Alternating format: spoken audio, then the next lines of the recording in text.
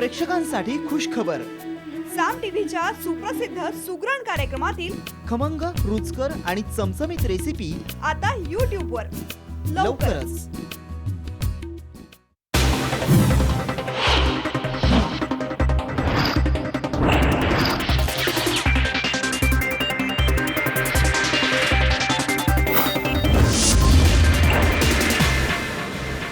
आवाज महाराष्ट्राचा विशेष कार्यक्रमात मी संजय आवटे तुमचं स्वागत करतो। आज पुन्हा नवी गाज, नवा आवाज। आज सकाळपासून जे सुरू आहे त्याच दिशेने आपण आता पुन्हा निघालेलो आहोत। 5 राज्यातल्या निवडणुका, त्या निवडणुकांचे निकाल आता अगदी स्पष्ट झालेले आहेत। निवडणुकांचे निकाल आलेले आहेत आणि या 5 राज्यांमध्ये नक्की काय घडलं याच्या अनुषंगाने आता आपण चर्चा करतो आहोत। सकाळपासून सकाळी 8 वाजल्यापासून ते साधारणपणे 5 वाजेपर्यंत याच संदर्भात आपण सगळ्या विश्लेषकांसोबत, सगळ्या राजकीय पक्षांच्या प्रवक्त्यांसोबत सलगपणे चर्चा करत होतो, अपडेट्स घेत होतो, नक्की काय घडतं आहे ते बघत होतो।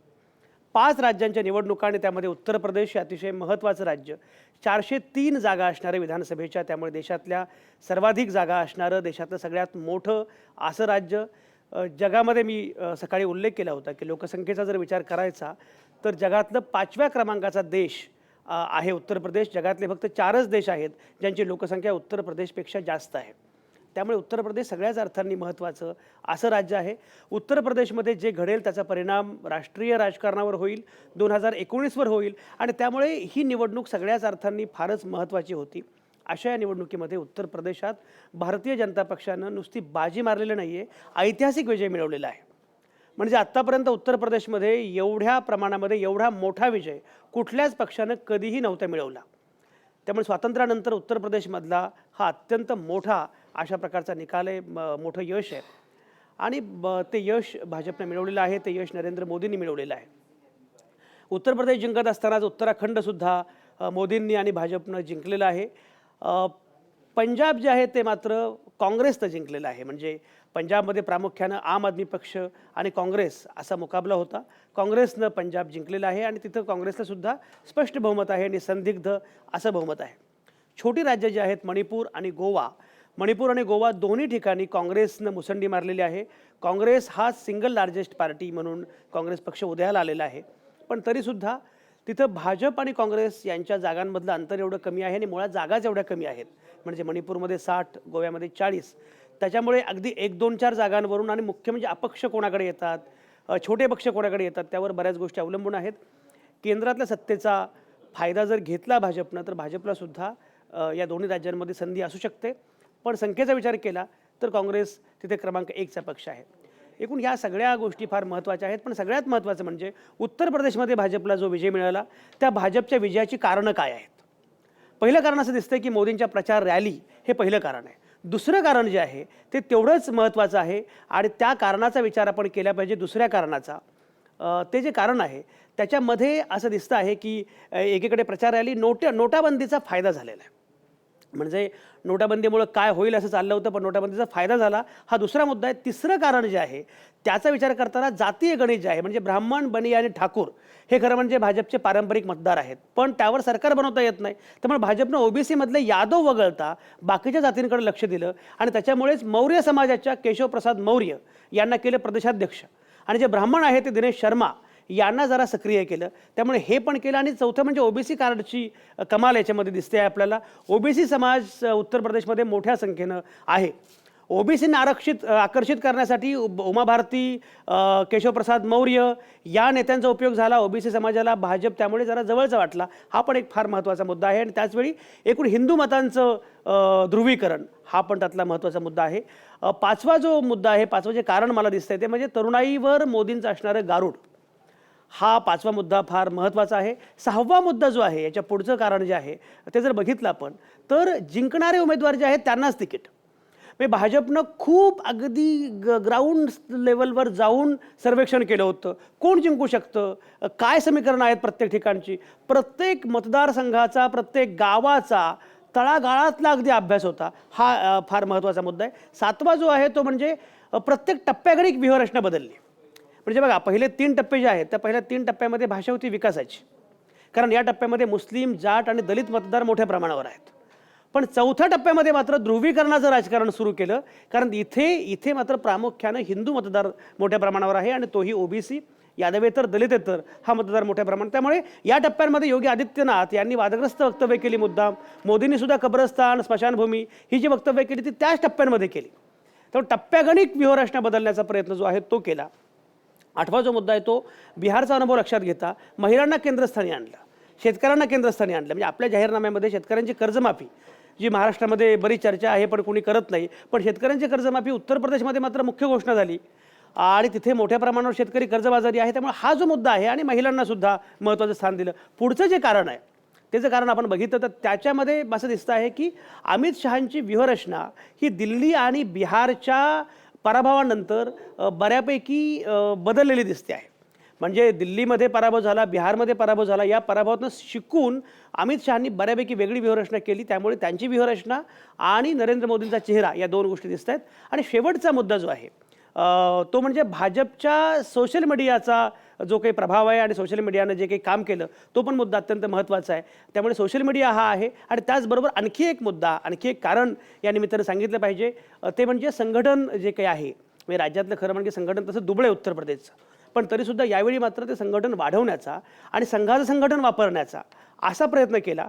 त्यामुळे एकूण अगदी गावागावापर्यंत जाऊन आपलं कोणीतरी असेल अशा प्रकारचा प्रयत्न केला. त्यामुळे तिथे कोण वापरायचे, कुठल्या भागात कोण वापरायचे, म्हणजे योगी आदित्यनाथ कुठे वापरायचे, केशवप्रसाद मौर्य कुठे वापरायचे, कुठले स्थानिक नेते वापरायचे, असं सगळं राजकारण केलं. त्यामुळे उत्तर प्रदेशमध्ये निवडणूक जिंकणं भाजपला शक्य झालं असं एकूण दिसतं आहे. आता उत्तर प्रदेशमध्ये भाजपचा चेहरा कोण असेल, मुख्यमंत्री कोण असेल अशी चर्चा आहे. आज जी मला चर्चा करायची आहे त्याच्यामध्ये प्रामुख्यानं उत्तर प्रदेशमध्ये यश मिळालं ते कसं काय मिळालं हा एक मुद्दा महत्त्वाचा आहेच. पंजाबमध्ये जे झालं ते आहे. आम आदमी पक्षाला ज्या प्रमाणात वाटत होतं त्या प्रमाणामध्ये यश नाही मिळालं. गोव्यात, पंजाबमध्ये तरीसुद्धा मुख्य अपोजिशन म्हणून जागा मिळाली असती तरीसुद्धा जी संधी होती, जी शक्यता होती तसं दिसतं नाही. ते नक्की काय झालं. मणिपूरमध्ये आणि गोव्यामध्ये काय होऊ शकतं, कारण छोटी राज्य आहेत पण तिथे अपक्ष इतर नक्की काय गमतीजमती करतील, त्या मणिपुरात काय होईल, बाकीची समीकरणं काय आहेत, गोव्यातली समीकरणं काय आहेत, ही सगळी एकूण चर्चा मला आज करायची आहे. एकूण हे नक्कीच आहे, म्हणजे जरी पंजाबचा अपवाद वगळला, पंजाब आणि खरं म्हणजे मणिपूरसुद्धा आणि गोवासुद्धा खरं म्हटलं तर त्या अर्थानं 5 पैकी 3 ठिकाणी काँग्रेस आघाडीवर आहे. जर अगदी राज्यांच्या संख्येचा विचार केला तर 5 राज्यांपैकी 3 राज्यांमध्ये काँग्रेस आघाडीवर आहे, भाजपपेक्षा सुद्धा. पण मुद्दा होता अर्थातच उत्तर प्रदेशचा. आणि त्यामुळं भाजपला आणि नरेंद्र मोदींना मिळालेलं यश जे आहे ते नाकारून चालणार नाही.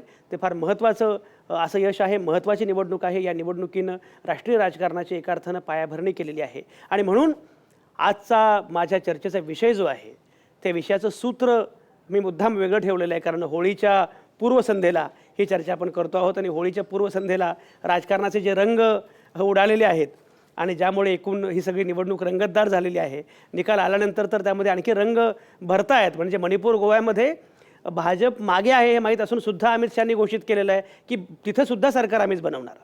याचा अर्थ तिथं सरकार कसं बनवायचं याची पण व्यूहरचना अमित शहांनी केलेली दिसते आहे. त्यामुळे एकूण हे राजकारणाचे सगळे रंग आहेत ज्यामध्ये मोदी आघाडीवर आहेत. त्यामुळे कोणी कितीही म्हटलं तरी आजचा विषय आहे बुरा न मानो मोदी है.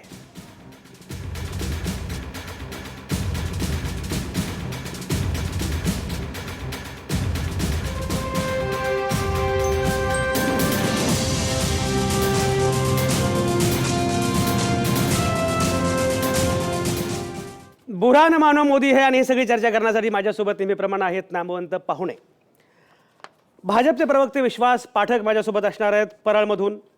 काँग्रेसचे प्रवक्ते अतुल लोंढे माझ्यासोबत असणार आहेत मुंबईतूनच. रवी श्रीवास्तव हे आम आदमी पक्षाचे नेते प्रवक्ते आहेत, ते बेलापूर स्टुडिओमधून माझ्यासोबत असणार आहेत. बहुजन समाज पक्षाचे नेते प्रवक्ते उत्तम शेवडे हे नागपूरमधून माझ्यासोबत असणार आहेत. त्याचप्रमाणे श्रीराम पवार हे सकाळ माध्यम समूहाचे मुख्य संपादक श्रीराम पवार माझ्यासोबत असणार आहेत, ते आता आलेले आहेत. पुण्यातून ते आपल्यासोबत असणार आहेत. चंपत बोड्डेवार हे राज्यशास्त्राचे अभ्यासक आहेत, ते माझ्यासोबत असणार आहेत बेलापूरमधून. केदार नाईक हे राज्यशास्त्राचे अभ्यासक आहेत, तेही माझ्यासोबत असणार आहेत बेलापूरमधून. हेमंत देसाई राजकीय विश्लेषक माझ्यासोबत असणार आहेत परळमधून. या सगळ्याच नामवंतांच्या सोबत ही चर्चा मला सुरू करायची आहे. आणि चर्चा सुरू करताना मला अगदी सुरुवातीला जायचं आहे सकाळ माध्यम समूहाचे मुख्य संपादक श्रीराम पवार यांच्याकडे. श्रीराम पवार, ज्या सगळ्या या 5 राज्यातल्या निवडणुकांचे निकाल आता आपल्या समोर आहेत, काय विश्लेषण आहे, काय म्हणणं आहे? निकालाचा स्पष्ट कल असा आहे की मोदींची जादू अजून कायम आहे. म्हणजे 2014च्या निवडणुकीमध्ये जितकी मतं मिळाली ती मतं जशीच्या तशी कायम ठेवण्यात 3 वर्षानंतर यश मिळणं उत्तर प्रदेशात विशेषतः हे माझ्या मते खूपच महत्त्वाचं आहे. 5 राज्यात मगाशी तुम्ही म्हणाला त्याप्रमाणे 3 ठिकाणी काँग्रेस आघाडीवर आहे आणि 2 ठिकाणी 3/4 बहुमतानं भाजपनं 2 राज्ये जिंकली आहेत. हे असं विश्लेषण केलं तर कदाचित 3-2 असं पण सांगता येईल. पण म्हणजे असं सांगणं ही काँग्रेससाठी सुद्धा आत्मवंचना ठरेल. कारण सगळ्यांचं लक्ष हे या निवडणुकांइतकंच 2019च्या लोकसभा निवडणुकीची पूर्वतयारी आहे म्हणून याच्याकडे होतं. आणि त्या अंगानं बघितलं तर 2-3 गोष्टीत भाजपची सरशी स्पष्टपणे दिसते आहे. एक तर 3 वर्षाच्या कारभारानंतर किमान काही अँटी इन्कमची व्हायला पाहिजे आणि एक शिखर बघितल्यानंतर उताराचा प्रवास असतो तर तो टाळण्यात मोदी आणि शहा या जोडीला उत्तर प्रदेशात प्रामुख्याने यश मिळालं आहे. तो त्यांच्यासाठी अतिशय महत्त्वाचा भाग आहे. नोटबंदीचा परिणाम झाला नाही किंवा नोटबंदीचं आकलन जर कुणाला त्रास झाला असेल तर तो अधिक पैसेवाल्यांना काळा पैसा असणाऱ्यांना झालं अशा प्रकारचं आकलन तयार करण्यात मोदी आणि शहा आणि सगळा भाजपचा परिवार यशस्वी झाला असं म्हणता येईल. मला वाटतं की उत्तर प्रदेशच्या निवडणुकीमध्ये जसं सांगितलं जातं आहे सकाळपासून की सगळ्या समाज घटकांमध्ये खूप मोठ्या प्रमाणावर भाजपनं मतं घेतली. हे एक सूत्र म्हणून खरं असलं तरी त्याचा पापुदे खवडले तर आत आपल्याला असं दिसतं आहे की मंडल कमंडल राजकारणानंतर रूढ असलेली समीकरणं मोडून नव्या प्रकारचं जातीय समीकरण जातीचं आणि धर्माचं समीकरण भाजपनं तिथं रूढ केलेलं आहे आणि ते आणखी काही काळ चालत राहणार आहे.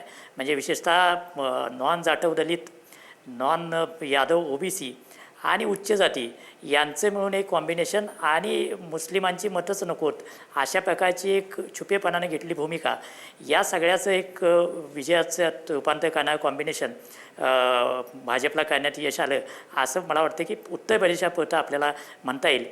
याचे लगतचे परिणाम म्हणजे राज्यसभेत बहुमताकडं भाजप हळूहळू जायला लागेल.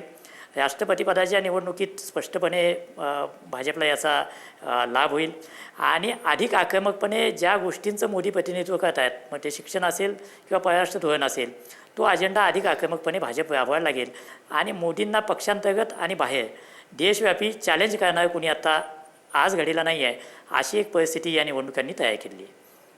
अतुल लोंढे, काँग्रेसनं म्हटलं तर मी मगाशी म्हटल्याप्रमाणे काँग्रेसनं म्हटलं तर 3 राज्यांमध्ये आघाडी घेतलेली आहे आणि त्यापैकी पंजाबमध्ये जे यश मिळवलेलं आहे ते निर्विवाद आहे, निसंदिग्ध आहे. त्यामुळे काँग्रेसचं हे जे यश आहे ते लक्षणीय आहे आणि त्याच्याकडे दुर्लक्ष करून चालणार नाही. पण मुख्य म्हणजे सगळं लक्ष ज्या राज्याकडे होतं, ज्या उत्तर प्रदेशकडे होतं तिथे मात्र जे काही घडलेलं आहे त्यामुळे नरेंद्र मोदी आणि भाजपनं एकूण ही मॅच जिंकलेली आहे, हा सामना जिंकला आहे आणि त्याचा परिणाम एकूण राष्ट्रीय राजकारणावर सगळ्याच घडामोडींवर होणार आहे, दीर्घकाळ होणार आहे. अशा वेळी अतुल लोंढे तुमचा टेक काय, तुमचं काय म्हणणं आहे?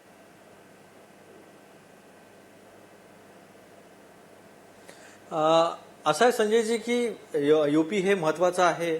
राष्ट्रीय राजकारणावर त्याचा फार मोठा परिणाम पडणारा येणाऱ्या काळामध्ये याच्याशी दुमत असण्याचं काहीच कारण नाही आहे.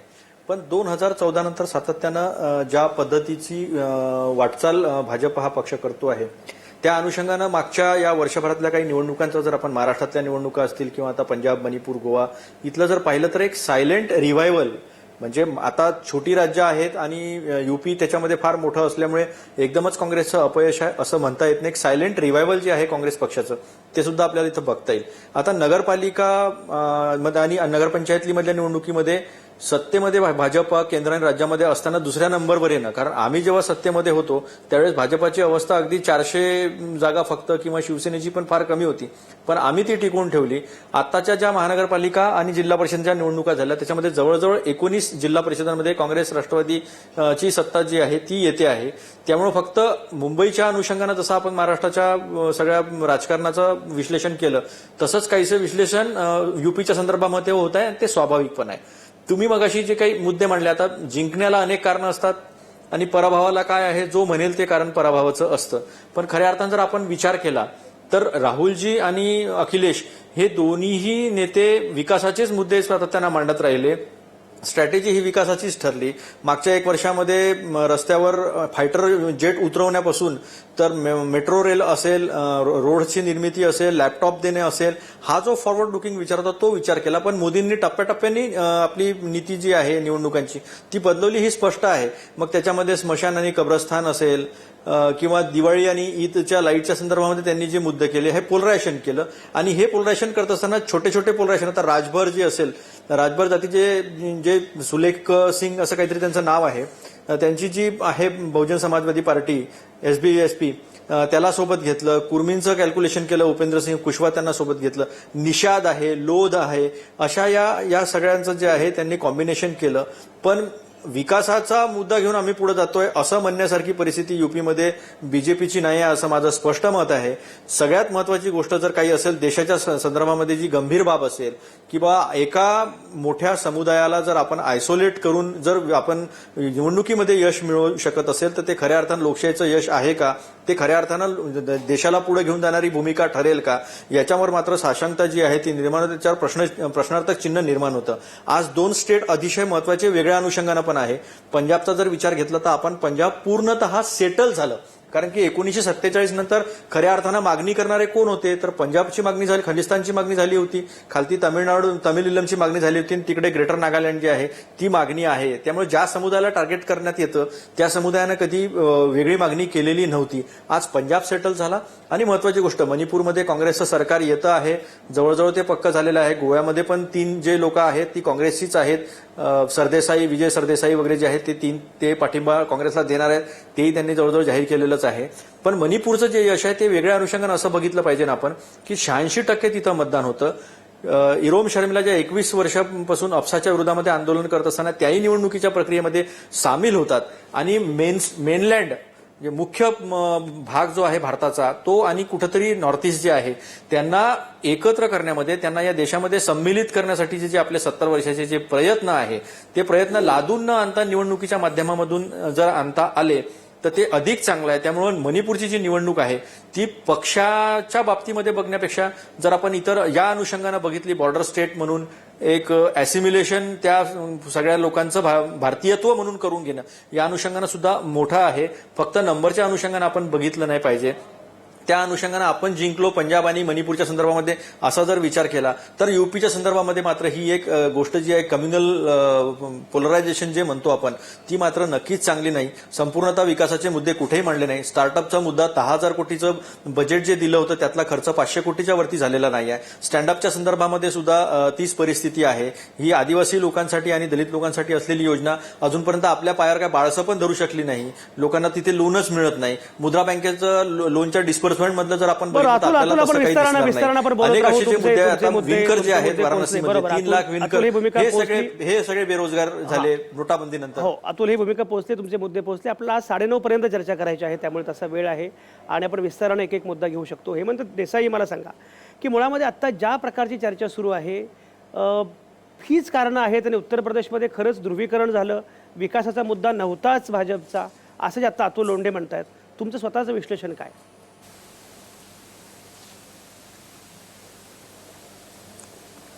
मला असं वाटतं की काँग्रेसला आता आत्मदहन करायचं की काय स्वतःहून असं मला वाटायला लागले. मी आता किती पराभव झाला म्हणजे त्यांना आत्मपरीक्षण करावं असं वाटेल. तुम्ही मोदींनी हे केलं, भारतीय जनता पक्षाने ते केलं असं म्हणता, इतक्या चुका. तुम्ही काय चुका केले त्या बघा ना. अगदी 2 ठळक चुका म्हणजे पहिल्यांदा शीला दीक्षितांना तुम्ही प्रोजेक्ट केलं, मग ती चूक झाली, मग ती त्यांना मागे हे केलं. त्यानंतर राहुल गांधी पुढे आले आणि सपाशी आघाडी केली. आता सपाशी जर आघाडी करायची होती तर गेली 1-2-1.5 वर्ष तुम्ही काय करत होतात? तुम्हाला एवढं कळलं नाही की काय आपण आघाडी करायला पाहिजे का मायावतींची करायला पाहिजे, हेही तुम्हाला कळालं नाही. तुमची तिथे संघटना नाही. 1.5 वर्ष अमित शहा आणि त्यांचे सहकारी तिथे बसतात, काम करतात. 1,40,000 बूथवरती त्यांच्या कमिटी आहेत. संपूर्ण यंत्रणा बूथपासून पर्यंत संपूर्ण यंत्रणा एस्टॅब्लिश झालेली आहे. काय काय तिथले इश्यूज आहेत त्याचा अभ्यास करून त्याप्रमाणे स्ट्रॅटेजी आखताय. तुम्ही काय करताय? तुम्ही फक्त त्यांना नावं ठेवताय, लाखोली ठेवताय आणि तुम्ही नष्ट होताय. उत्तर प्रदेशसारख्या राज्यामध्ये जिथून नेहरू, इंदिरा गांधींपासून सगळी परंपरा आहे आणि ज्या ठिकाणी ज्या राज्यामध्ये 1967 साली तुम्हाला हे माहिती धडा आहे की लोहियांनी जी हाक दिली त्यानंतर संविधान सरकार आली, ती सगळी सुरुवात उत्तर प्रदेशातनं सुरुवात झाली देशामधल्या बदलाची. त्यानंतरच्या टप्प्यामध्ये जो पुन्हा परिवर्तन त्या जयप्रकाश नारायण यांची बिहार आणि उत्तर प्रदेशमध्ये मोठी क्रांती झाली, देशामध्ये बदल घडला. या उत्तर प्रदेशमध्ये आपण पूर्णपणे कॉन्सन्ट्रेशन करायला पाहिजे. हे लक्षात घेतलं पाहिजे. तुम्ही कॉन्सन्ट्रेशन केलंच नाही तिथे. तुम्ही आता तिथे राहुल गांधी उतरले. आता राहुल गांधी 2 लडके असं अखिलेश आणि राहुल गांधी. अरे काँग्रेसमध्ये इतके नेते आहेत. जयपूरच्या चिंतन बैठकीमध्ये राहुल गांधी म्हणतात की 100 नेते आमच्याकडे पंतप्रधान पदाच्या लायकीचे आम्ही तयार करू. कुठे आहेत नेते? ते स्वतः सुद्धा आहेत की नाही अशी शंका यावी असा प्रश्न आहे. म्हणजे आता राहुल गांधींचं जे आहे याच्याबद्दल आता प्रश्न विचारायला लागेल. राहुल गांधी आता तुम्ही अमिताभ बच्चनचे 6 सिनेमे पडले, 7वा चालला. आता यांचे किती सिनेमे पडणार आहेत की मग हे चालतच नाही ते मशीन तर काय करणार? लोकांपर्यंत जात नाहीये. मी राहुल गांधींचा बिलकुल द्वेष करत नाही. मी अनेकदा पाठिंबा दिलाय त्यांना.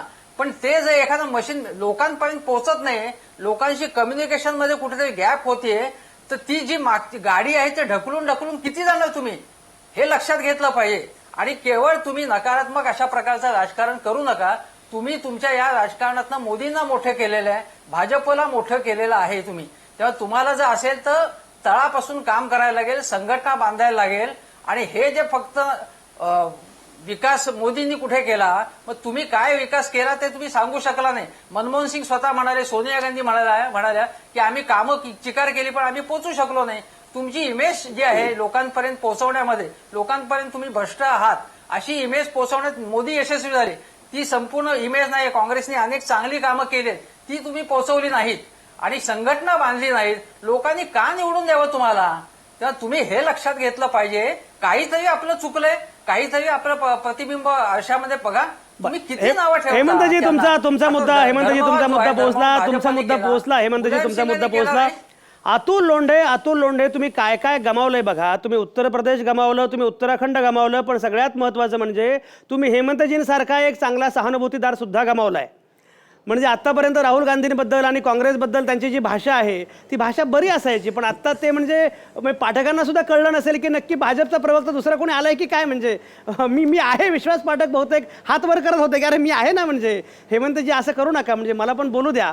अतुल लोंढे तुम्ही आणखी किती गमावणार आहात? हेमंतजींसारखा एक अत्यंत काँग्रेसचा सहानुभूतीदार, जे त्यांनी जाहीरपणे अनेकदा सांगितलंय की मी सहानुभूतीदार आहे, मला राहुलविषयी सहानुभूती आहे, मला या पक्षाविषयी सहानुभूती आहे, मला या पक्षाच्या तत्वधोरणांविषयी सहानुभूती आहे, असं म्हणणारा माणूससुद्धा जेव्हा या पद्धतीनं या भाषेत बोलतो, अतुल लोंढे आपण कुठे आहोत? म्हणजे तुम्ही नागपुरात आहात आणि आज मुंबईत आहात ते सोडून द्या, पण आपण आहोत कुठे? चाललोय कुठे आपण? अतुल लोंढे काय चाललंय?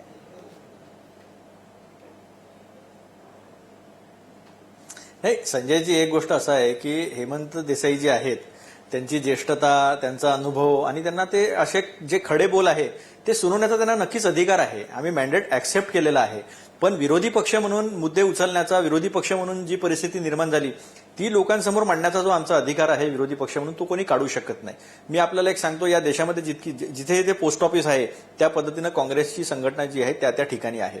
1984च्या निवडणुकीचं आपण विश्लेषण मी करणार नाही किंवा 2014चंही करता येणार नाही, पण त्यानंतर अटल बिहारी वाजपेयी असतील किंवा अडवाणी असतील यांना सुद्धा या देशानं अनेकदा नाकारलं. ते मोठे नेते होते म्हणून त्यांच्यावर अशा पद्धतीनं अटॅक करण्याची जी प्रोसेस आहे ती कधीही काँग्रेसने केली नाही. आज काँग्रेसच्या गंडस्थळावर म्हणजे काँग्रेसवर अनेक घराणेशाहीचे आरोप, अनेक आरोप होत गेले, पण 1991 साली पण सोनिया गांधी पंतप्रधान होऊ शकल्या असत्या, 2004 साली पण त्या पंतप्रधान होऊ शकल्या असत्या, राहुल गांधी पण UPA 2 मध्ये मोठे मंत्री किंवा पंतप्रधान होऊ शकले असते, पण ते झाले नाहीत. 1999 साली संघटनेतलेच अनेक प्रयोग 9 वर्ष झाल्यानंतर सोनियाजींना साकडं घालण्यात आलं आणि त्या परत आल्या. त्यामुळे बॅड पॅच जो आहे राजकारणामध्ये बॅड पॅच हा येत असतो. तो त्याला अडवाणीजी पण चुकले नाही, त्याला थोडा काळ इंदिराजी पण चुकल्या नाही, त्याला बराच काळ अटल बिहारी वाजपेयी पण चुकले नाही. 2004च्या निवडणुकीमध्ये अटल बिहारी वाजपेयींचं स्टेटमेंट आहे की आम्ही का हारलो हे आम्ही सांगू शकत नाही, आमच्याजवळ इंडिया शायनिंग नंतर असं का झालं हे आम्हाला माहिती नाही आणि ते का जिंकले हे ते सुद्धा सांगू शकणार नाही. अशा पद्धतीचे स्टेटमेंट अटल बिहारी वाजपेयींनी सुद्धा दिलेले आहे. त्यामुळे बॅड पेच आला आणि बीजेपीची एक स्ट्रॅटेजी, संघाची एक स्ट्रॅटेजी राहिली की राहुलजींना एकट्याला अटॅक करायचं आणि त्यांनी कुठलं पद उपभोगलं चुकलं नाही आहे, पण त्यांनी जनलोकपाल आणण्यासाठी आग्रह धरला, त्यांनी टेंटेड लोकांना निवडणुका लढवण्याला पाहिजे यासाठी आग्रही भूमिका घेतली, अन्न सुरक्षा योजना आणली, डायरेक्ट ठीक आहे, अतुल लोंढे आपण सविस्तरपणे बोलत राहू. अतुल लोंढे सविस्तरपणे बोलत राहू. आणखी बऱ्याच प्रवक्त्यांना, बऱ्याच वक्त्यांना, बऱ्याच जणांना बोलायचं. अतुल लोंढे मी तुमच्याकडे येतो. अतुल लोंढे मी तुमच्याकडे येतो. रवी श्रीवास्तव आत्ता माझ्यासोबत आहेत. आम आदमी पक्षाचे प्रवक्ते आहेत रवी श्रीवास्तव. आम आदमी पक्षाला ज्या प्रकारे यश मिळेल पंजाबमध्ये असं वाटलं होतं त्या प्रकारचं यश नाही मिळालं, पण तरीही विरोधकाची जागा किमान व्यापण्याचा प्रयत्न आम आदमी पक्षाने केलेला आहे. आणि गोव्यात मात्र त्यांना अगदीच अपेक्षाभंग झाला एकूण असं दिसतं आहे. आम आदमी पक्षाचं यश अपयश जे काही आहे ते एकूण परफॉर्मन्स आणि एकूण हे या निवडणुकीचा निकाल याच्याबद्दल रवी श्रीवास्तव तुम्ही तुमचं म्हणणं काय ते अगोदर मांडा. देखिए संजय जी, सबसे पहले तो आम आदमी पार्टी के जो कार्यकर्ता, जो हज़ारों कार्यकर्ता सेल्फलेसली जिन्होंने गोवा पंजाब में जा कर के काम किया, उनको बहुत बहुत बधाई. इसके बाद हमारे वरिष्ठ साथी जो भाजपा के और कांग्रेस पार्टी के, जिन्होंने भाजपा ने बहुत अच्छी जीत उत्तर प्रदेश में हासिल की, ऐतिहासिक जीत हासिल की, उनको बहुत बहुत बधाई. माननीय प्रधानमंत्री नरेंद्र मोदी के नेतृत्व में उन्होंने कितना अच्छा एक परिणाम निकाला वहाँ पर, वो एक बधाई के पात्र हैं. कुछ चीज़ें मैं आपको बताना चाहता हूँ. आज सुबह से मैं थोड़ा चैनल्स को देख रहा था, तो लोगों में, जनता में और एंकर्स में हमारे लिए कुछ सहानुभूति का सा भाव मुझे दिखाई दिया कि जैसे पार्टी जो है वो हार गई हो या पार्टी कहीं डिसअपॉइंट कर रही हो. मेरा ऐसा व्यक्तिगत सोचना नहीं है. मेरा विचार ये है कि हारते आप तब हैं जब आपने वहाँ पे पहले कुछ जीत रखा हो. हमने आज तक पंजाब में या गोवा में कहीं पर भी हमने कोई म्यूनिसिपैलिटी का या सरपंच का चुनाव भी तो लड़ा नहीं था. हमने पहली बार वहाँ पर अपनी उपस्थिति दर्ज की और बहुत अच्छा प्रदर्शन करते हुए 20 या 22 सीटें हासिल की. एक विपक्ष, मजबूत विपक्ष बन के हम वहाँ पर उभरे हैं और हमारा वहाँ पे वोट प्रतिशत भी 23 के आसपास है, जो एक बहुत ही अच्छा वोट प्रतिशत है. हाँ, गोवा के बारे में आप कह सकते हैं गोवा में हम कोई सीट नहीं हासिल कर पाए, मगर वहाँ पर भी गोवा में भी हमारा 6.5 से 7% के बीच में हमारा वोट शेयर रहा है. हमने अपने लोगों के बीच में अपनी उपस्थिति दर्ज की है. एक चीज़ जो मैं आपको और स्पष्ट बताना चाहता हूं वो ये, मैं श्री अखिलेश यादव जो पूर्व मुख्यमंत्री हैं अभी उत्तर प्रदेश के, उनका एक वाक्य सुन रहा था. वो कह रहे थे कि भारतवर्ष में चुनावों में समझाने से नहीं बहकाने से वोट मिलते हैं. पता नहीं कुछ हद तक शायद मैं उनकी बात से सहमत हो रहा हूं. क्यों कि जो आम आदमी पार्टी की जो फिलॉसफी और आइडियोलॉजी है वो ऑल्टरनेट पॉलिटिक्स की है. हम सब्स्टिट्यूट पॉलिटिक्स नहीं करते कि जो दूसरे कर रहे हैं वो हम भी करें. आप चाहे मोहल्ला क्लिनिक देख लीजिए, आप चाहे शिक्षा देख लीजिए, आप चाहे हाफ बिजली की दर देख लीजिए, चाहे माफ पानी देख लीजिए, चाहे दिल्ली की सड़कें देख लीजिए. हम बिजली, सड़क, पानी, शिक्षा और स्वास्थ्य, इन 5 चीज़ों के ऊपर ही अपना ध्यान जो है वो हर राज्य में केंद्रित करेंगे. चाहे कहीं पर हमें हार मिले या हमें जीत मिले, हम अपना काम करेंगे. मेरी बहुत बहुत शुभकामनाएं हैं कैप्टन अमरिंदर सिंह के साथ में कि मैं चाहूंगा कि वो जो मुद्दा पंजाब का, जो आपने सुना भी होगा, उड़ता पंजाब, और जो वहां पर गर्द की शिकायत है और चिट्टे की शिकायत है और कितने पंजाब के नौजवान तबाह हो चुके हैं, पंजाब की एक नस्ल पूरी की पूरी तबाह हो चुकी है जिस गर्द की वजह से. मैं समझता हूं शायद कैप्टन अमरिंदर सिंह सबसे पहले उस ड्रग माफिया को डिमोलिश करेंगे, तो ये एक बहुत बड़ी, पंजाब के लिए एक बहुत बड़ी उपलब्धि होगी. हम अपना अच्छा काम दिल्ली की तरह से करते रहेंगे और लोगों को अपने आप हमारी पार्टी के अंदर विश्वास पैदा होगा कि ये लोग दूसरों से अलग हैं. हम रवी श्रीवास्तव, तुमचा मुद्दा पोहोचला. मला आता ब्रेक घ्यायचा आहे, पण ब्रेकवर जाण्यापूर्वी विश्वास पाठकांकडे मला जायचं आहे. विश्वास पाठक हे भाजपचे प्रवक्ते आहेत. विश्वास पाठक, खरं म्हणजे हेमंतजींनी बऱ्यापैकी मुद्दे मांडलेले आहेत, त्यामुळे अतुल लोंढेंनी जी विधाने केली आहेत त्याच्याबद्दल मी तुम्हाला काही विचारत नाही आहे, कारण त्याची बऱ्यापैकी एका अर्थानं उत्तरं किंवा काय भूमिका मांडली गेली आहे की काँग्रेसनं आत्मपरीक्षण केलं पाहिजे आणि भाजपचं यश जे आहे ते फार चमकदार यश आहे वगैरे वगैरे. पण भाजपच्या यशाकडे 2 पद्धतींनी बघितलं जातं आहे. एक म्हणजे हे व्यूहरचनेचं यश असलं तरी त्यामध्ये धार्मिक अर्थानं ध्रुवीकरणाचा मुद्दा फार मोठा होता, त्यामुळे हा एक मुद्दा आहे. आणि दुसरं म्हणजे जो उल्लेख आता रवी श्रीवास्तव करतायत की बहकवणं, याच्यामुळे मतं मिळतात असं साधारणपणे वाटावं, अशा प्रकारचं पण चित्र उभं केलं जातं आहे. आणि त्याच्यामध्ये भाजपच्या एकूण हेतूविषयी शंका घेतली जाते आहे. विश्वास पाठक, तुम्ही स्वतः भाजपच्या या यशाकडे कसं बघताय, काय म्हणणं आहे?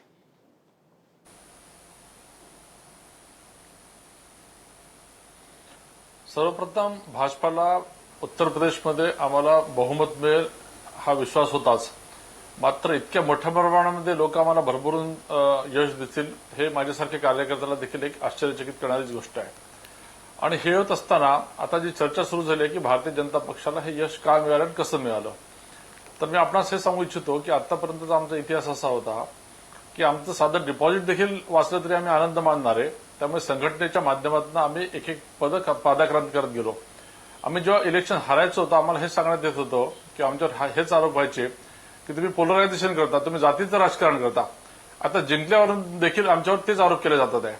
मग कधी ईव्हीएम मशीनचा मुद्दा किंवा भयखण्याचा मुद्दा, मला असं वाटतं आजच्या तारखेला तरी सुज्ञपणे हा जो जनतेचा कौल आहे हा कौल स्वीकारून भारतीय जनता पक्षाचं अभिनंदन करणं आवश्यक आहे. आता किती दिवस तुम्ही नवे नवे लंगडे समर्थन करत बसाल? मला सांगा की 60-70 वर्ष एकाच पक्षाचं सरकार असताना गरिबी हटाव, अन्न, वस्त्र, निवारा या लहान मुद्द्यांवरच निवडणुका लढवल्या आणि 60-70 वर्षानंतर खरोखरच गरिबी हटली का? अन्न, वस्त्र, निवाराचे प्रॉब्लेम सॉल्व्ह झाले का? हे जर झाले नसतील तर 2.5 वर्षामध्ये काय जादूची कांडी आहे का? मात्र 2.5 वर्षामध्ये जे काही आम्ही डायरेक्शन दिलेले आहे, मग साधारणतः शेवटच्या व्यक्तीपर्यंत आम्ही काय बेनिफिट देऊ शकतो, गरिबांसाठी आम्ही काय करू शकतो, नंतर बिझनेसच्या दृष्टीने वातावरण कसं निर्माण करू शकतो, एफडीआय आम्ही जास्त कसं आणू शकतो, जीडीपी हा पूर्ण जगामध्ये खालच्या पातळीवर जात असताना देखील तो कसा काय आपण टिकवलेला आहे. डिमॉनिटायझेशन सारखं एक महत्वाचं पाऊल ज्याला निधडीत छाती राखते असं पाऊल उचललेलं आहे. हे सगळं करत असताना जनतेने हे बघितलं आहे की इथे एक डिसिजिव्ह लिडरशिप आहे आणि या लिडरशिपच्या माध्यमातून आपल्याला एकदा यांना संधी देणं आवश्यक आहे. म्हणून संपूर्ण समाज, देश हा नरेंद्र मोदींच्या विश्वास पाठक तुम्ही जे विश्लेषण करता आहात ते विश्लेषण पोहोचलंय. मला आता ब्रेक घ्यायचा आहे. ब्रेक नंतर पुन्हा मी येतो. ब्रेक नंतर पुन्हा मी तुमच्याकडे पण येतो. आणि मुख्य म्हणजे हेमंतजी तुम्ही बोलत असताना काहीतरी नाही असं म्हणतायत, त्यामुळे त्यांना कदाचित काही दुमत व्यक्त करायचं आहे. आणि अतुल लोंढेंना पण मला विचारायचं आहे की ज्या प्रकारची भूमिका विश्वास पाठक मांडतायत नक्की ती भूमिका काय आहे, ही सगळी चर्चा आपण करत राहू. तुम्ही कुठंच जाऊ नका. आता या क्षणी मी घेतोय एक छोटासा ब्रेक.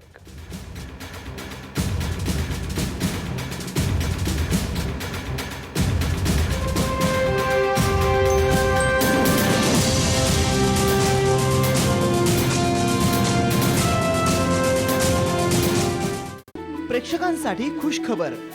साम टीव्हीच्या सुप्रसिद्ध सुगरण कार्यक्रमातील खमंग, रुचकर आणि चमचमीत रेसिपी आता YouTubeवर लवकरच.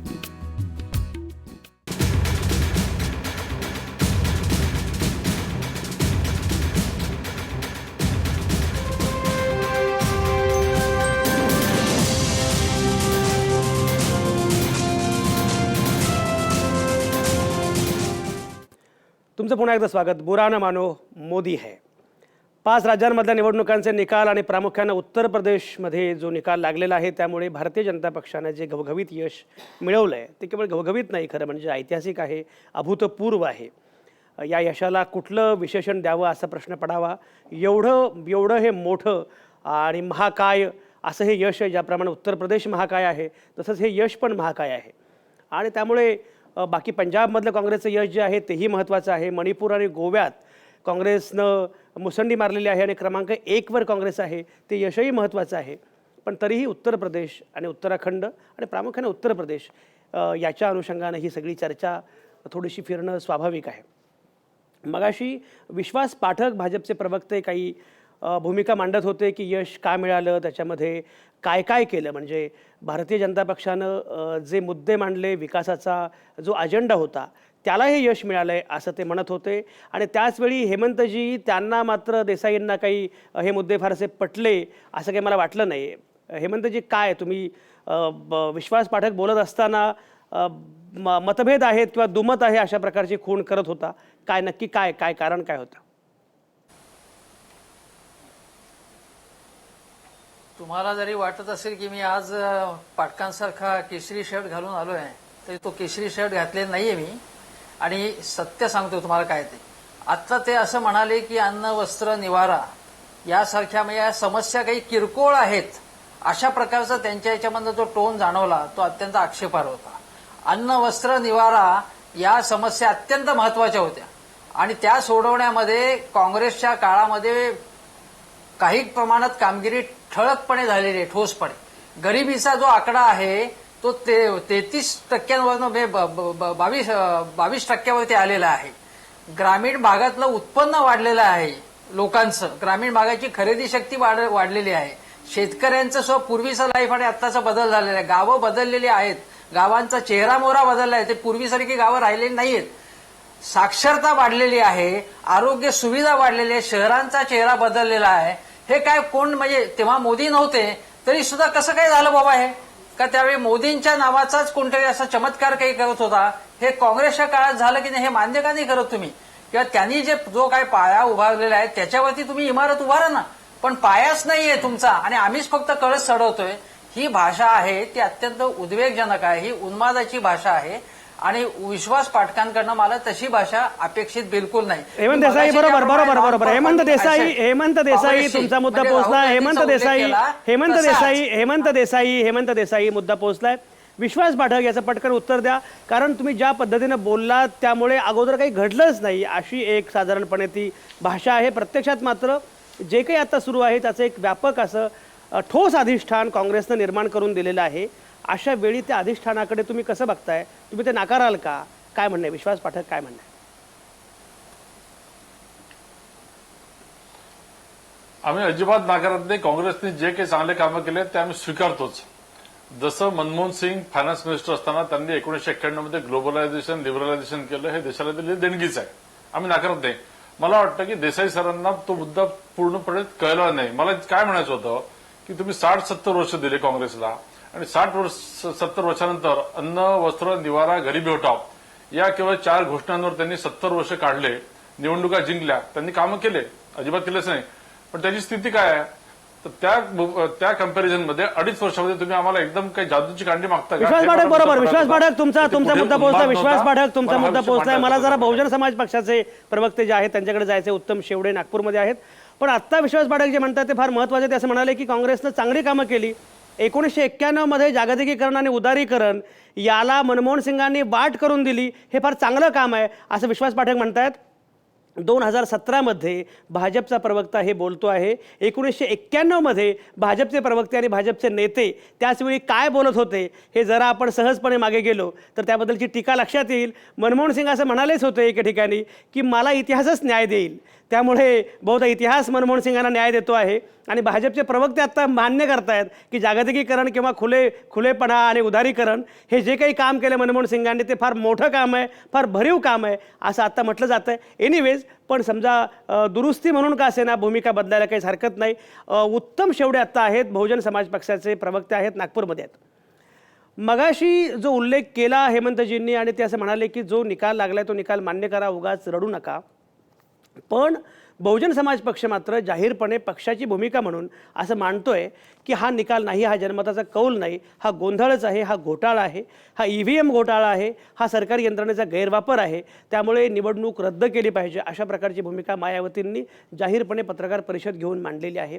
उत्तम शेवडे, अशी भूमिका का मांडता? मान्य करा, पराभव झाला, आत्मपरीक्षण करा, पुढे जा, असं वाटत नाही का? आता भाजपचे प्रवक्ते बोलल्याप्रमाणे भाजपचे प्रवक्ते अनपेक्षितपणे निकाल असं बोलले. यावरून एक सांगता येईल की बहन मायावतीजी आज पत्रपरिषदेमध्ये ज्या बोलल्यात की हा EVM घोटाळा आहे आणि फॅक्ट आहे. EVM घोटाळा झाला, होऊ शकतो, हे भाजपचेच प्रवक्ते एकेकाळी किरीट सोमय्या होते आणि ते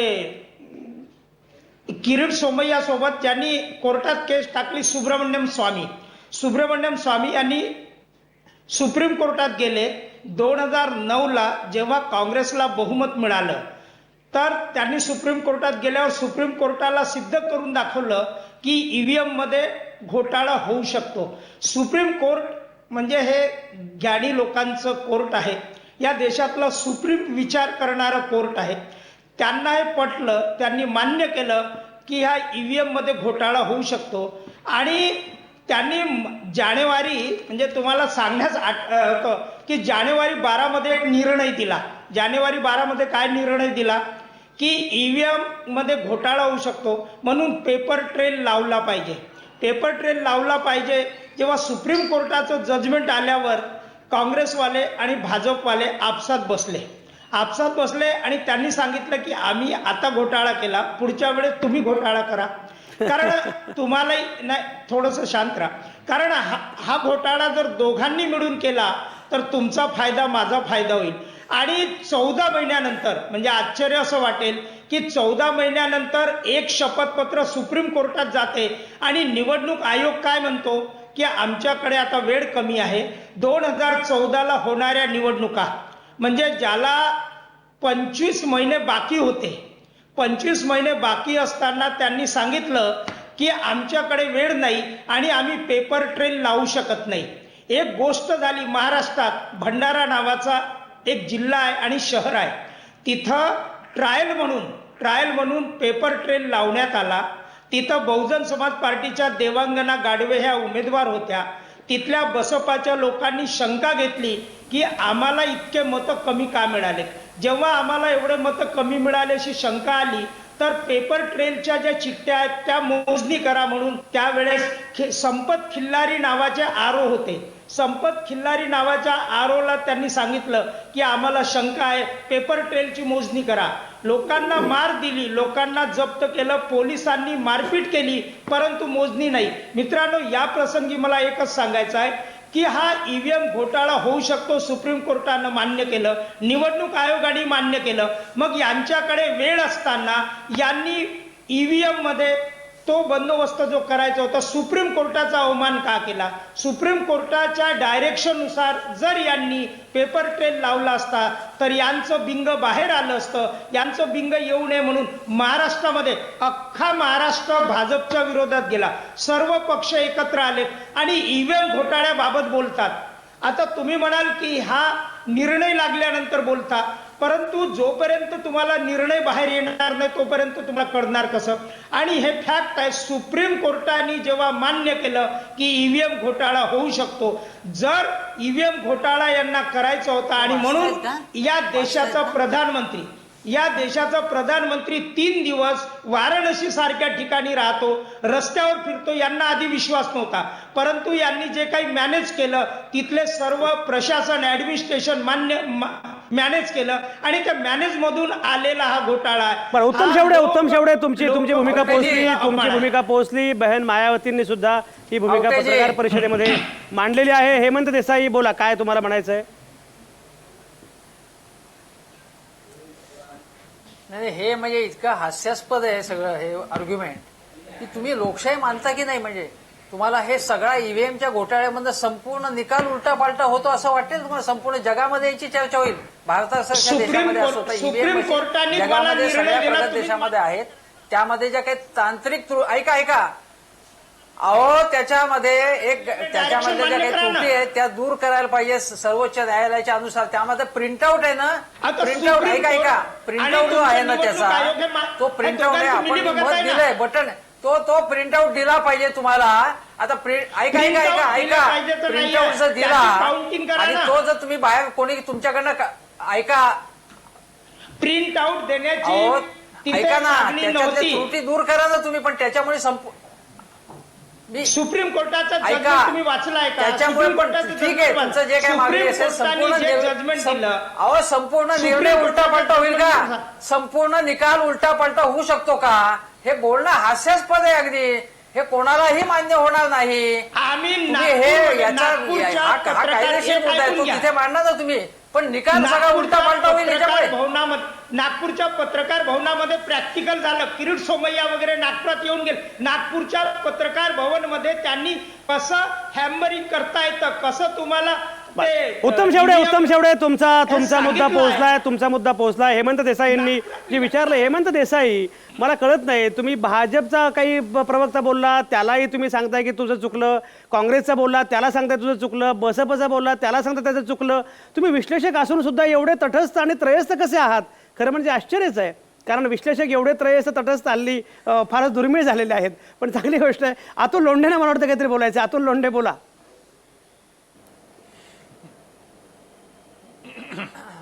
नाही, आता अनेक मुद्दे जे होते की काँग्रेसने काय केलं, गरिबी हटावची योजना दिली, गरिबी दूर झाली का, तर लोकांनी एक गोष्ट लक्षात घेतली पाहिजे की या भारत देशाची भूमी जागतिक भूमीच्या फक्त 2.4% आहे आणि भारत स्वतंत्र झाला त्यावेळेस भारताची लोकसंख्या 32 कोटी होती. आज भारताची लोकसंख्या 130 कोटीच्या आसपास पोहोचलेली आहे.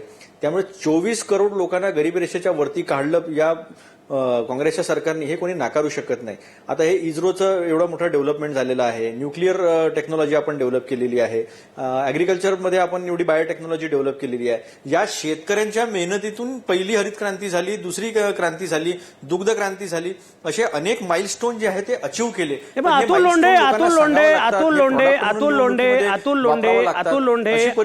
लोंढे हे तुम्ही केलं असं तुमचं म्हणणं आहे, पण रामायण आणि महाभारत कालावधीमध्ये सुद्धा आपल्याकडे असे सगळे शोध होते. आपल्याकडे विमानं उडत होती, आपल्याकडे प्लास्टिक सर्जरीचा शोध लागला होता, असं काय काय सांगतात बुवा. म्हणजे काय आता त्यामुळे तुम्ही केलं असं कसं काय म्हणायचं? म्हणजे हे आहेच म्हणजे ह्या देशामध्ये हे होतच. अतुल लोंढे असं काय गोष्ट त्याच्या विचार सांगतो मी आता. एक गोष्ट नाही आणि लक्षात घ्या आता असं म्हणणारे असं म्हणणारे महान वैज्ञानिक विजय भटकर आता नालंदाचे कुलगुरू झालेले आहेत. त्यामुळे आता त्याच्यावर शिक्कामोर्तब झालंय, म्हणजे काही प्रश्नच नाही. बोला अतुल लोंढे बोला. हो नाही आता संजयजी अजून आता महत्वाचे मुद्दे तुम्ही ऐका की मागच्या म्हणजे सरकार जे आहे हे विसरले असतील की 95 ते 2000 हे विरोधी पक्षाचं सरकार होतं. 77 साली पण विरोधी पक्षाचं सरकार होतं आणि मंडल कमंडल नंतर सातत्यानं वेगवेगळ्या राज्यांमध्ये वेगवेगळी म्हणजे बीजेपीचीच 9-10 राज्यांमध्ये सत्ता होती. त्यामुळे जे जर अपयशावर जर हे बोट ठेवत असतील तर त्याच्यामध्ये भाजपा पण सहभागी आहे हे विसरू शकत नाही. जसं मुंबईमध्ये यांनी सांगितलं की मुंबईमध्ये शिवसेनेसोबत सातत्यानं 25 वर्षापासून सोबत आहेत, पण त्यांनी भ्रष्टाचार केला, पण हे सोबत राहून भ्रष्टाचारी नाही आहेत. हे अशा पद्धतीचं जे रेनकोट घालून आंघोळ करण्याचा जो प्रकार आहे तो भाजपलाच जमतो आणि म्हणून असे दुसऱ्याला टॉन्ट मारतात. मला एक सांगा, मेक इन इंडियाची यांनी आतापर्यंत घोषणा केली, त्या मेक इन इंडियाचा वाघ त्याला काही खायला मिळाला नाही, तो कृषून खाली बसून पडून गेलेला आहे. एफडीआयची परिस्थिती जी आहे ती फक्त जी आहे ती ई कॉमर्स मधली आहे, ती मॅन्युफॅक्चरिंग सेक्टर मधली नाही आहे. यांची एक्सपोर्ट पॉलिसी फेल आहे. 19 क्वार्टरमध्ये निगेटिव्ह आहे एक्सपोर्ट. यांची फक्त इम्पोर्ट पॉलिटिकल इम्पोर्ट पॉलिसी जी आहे ती मात्र महाराष्ट्रापासून उत्तर प्रदेशपर्यंत जी आहे ती यशस्वी झालेली आहे. इथे कॉर्पोरेट लेंडिंग जे आहे ते -4.3% आहे. पीएमआय ज्याला मॅन्युफॅक्चरिंग इंडेक्स म्हणतो तो 50च्या खाली गेला की त्याला कॉन्ट्रॅक्शन म्हणतात, आकुंचन पावणे म्हणतात. सगळं यांनी जे एम्प्लॉयमेंटची गोष्टी सांगितली होती की आम्ही 2 करोड निर्माण करू दरवर्षी, आतापर्यंत फक्त 1,35,000 रोजगार जे आहे ते निर्माण झालेले आहे. यश मिळालं, यशाचं कौतुक आम्ही करू, यशाचं आम्ही त्यांना अभिनंदन पण करू, पण विरोधी पक्ष म्हणून जनतेसमोर खरी परिस्थिती जी आहे ती समोर आणली पाहिजे. आणि बऱ्याच ठिकाणी हलक्या आवाजात नाही, मी सुद्धा काही फक्त स्टुडिओमध्ये येऊन प्रवक्ता म्हणून काम करणारा कार्यकर्ता नाही, मी सुद्धा जमिनीवर निवडणुकीत काम करणार आहे. ज्या साधनांची चर्चा दानवेंनी इथे जालन्यामध्ये केली होती त्या साधनांचा सुद्धा प्रचंड प्रमाणावर जो आहे तो वापर या सगळ्या निवडणुकांमध्ये झालेला आहे. आपण ग्राउंड रिपोर्ट घ्या, आपण चर्चा करत नाही कारण आपण महाराष्ट्रामध्ये आहोत, आपण या गोष्टींना सगळ्यांना टाळतो. पण दानवेंनी असं बोललेले आहे, दानवेंवर कुठली कारवाई अजूनपर्यंत त्या संदर्भामध्ये झालेली नाही आहे, कदाचित होईल पुढे. पण हे जे रावसाहेब दानवे जरी असं म्हणाले होते, लक्षात घ्या अतुल लोंढे तुम्ही हे पण लक्षात घेतलं पाहिजे, रावसाहेब दानवे जरी हे म्हणाले असले तरी तो एक साधा कार्यकर्ता आहे. त्यांनी आपल्या मुलाचं लग्न ज्या साध्या पद्धतीनं केलं, तो साधेपणा बघितल्यानंतर सगळे भारावून गेले. एवढ्या साधेपणानं जो नेता आपल्या मुलाचं लग्न करतो तो किती साधा कार्यकर्ता आहे, तरी तुम्ही अशा प्रकारचे आरोप करताय भाजपवर, रावसाहेब दानवेंवर. अतुल लोंढे हे बरोबर नाहीये. नाही मी आरोप करत नाही आहे, मी जी वस्तुस्थिती आहे ना ती वस्तुस्थिती जनतेसमोर ठेवत आहे. जे माझं काम आहे ते मी नम्रपणे करण्याचा प्रयत्न करतो आहे. मी आपल्याला आता असं आहे की एखाद्या यशाला म्हणजे युपी मधलं यश हे आहे म्हणजे दैदिप्यमान आहे, ऐतिहासिक आहे, याच्यात काही वाद नाही. पण संजयजी 1977 साली जनता पक्षाचे सगळे पक्ष मिळून जेव्हा युपीमध्ये निवडणुका झाल्या होत्या त्यावेळेस सुद्धा यांना 352 424 पैकी 352 सीट्स मिळालेल्या आहे. हे पहिल्यांदा होत नाही. त्याच्यानंतरचा इतिहास जो आहे राजकीय तो सुद्धा आपण बघितलेला आहे. आता यांनी पीक अचीव्ह केलेलं आहे. आता आपण नुसतं इतिहास जे झालं 3 वर्षात त्याची चर्चा करण्यापेक्षा यांनी आता तरी जे 15 लाख रुपये लोकांच्या अकाउंटमध्ये यायला पाहिजे नव्हते ते आले पाहिजे. नोटबंदीनंतर किती काळा पैसा आला ते या जनतेला सांगितलं पाहिजे. किती करन्सी परत रिझर्व्ह बँकेमध्ये आली ते सांगितलं पाहिजे. किती फेक करन्सी. तुमचा मुद्दा पोहोचलाय. भाजपला हे मान्यच आहे, म्हणून पारदर्शकता हा भाजपचा मुद्दाच आहे. त्यामुळे तुम्ही जे मुद्दे मांडता आहात ते भाजपला मान्यच आहेत, कारण पारदर्शकता याच मुद्द्यावर भाजपनं निवडणूक लढवलेली आहे. त्यामुळे ते त्यांनाही मान्य आहे. हा काही याच्यावर पण चर्चा करत राहूच. मला आणखी 2 विश्लेषक आहेत त्यांनाही चर्चेमध्ये आणायचे. प्राध्यापक केदार नाईक, प्राध्यापक चंपत बोड्डेवार या दोन विश्लेषकांना सुद्धा मला चर्चेमध्ये आणायचं. ही सगळी चर्चा आपण करत राहूच, तुम्ही कुठंच जाऊ नका. आता या क्षणी मी घेतोय एक छोटासा ब्रेक.